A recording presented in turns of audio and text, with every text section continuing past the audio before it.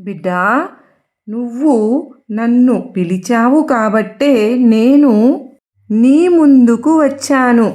నువ్వు నీ జీవితంలో నువ్వు అనుభవించిన కష్టాలు, మోసాలు, కన్నీళ్ళు అన్నీ కూడా నీ గత జన్మల కర్మల ఫలితాలు.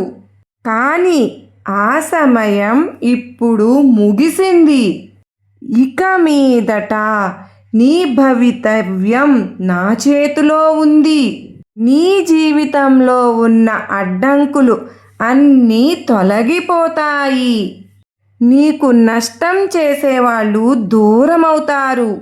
నీ జీవితంలోకి మంచి వాళ్ళు వస్తారు. సరి అయిన సంబంధాలు ఏర్పడతాయి. నీ ఇల్లు ఆనందంతో నిండిపోతుంది. నా బిడ్డ, నువ్వు ఇప్పుడు నా యోధుడివి, యోధురాలివి. భయపడేవాడివి ఎంత మాత్రమూ కాదు. ఇప్పుడు నువ్వు పోరాడేవాడివి. నీ మనసు ఎంతో ప్రశాంతంగా ఉంటుంది. నీ నమ్మకం తిరిగి వస్తుంది. నీ జీవితంలో కొత్త అధ్యాయం ఈరోజే మొదలుపెట్టు.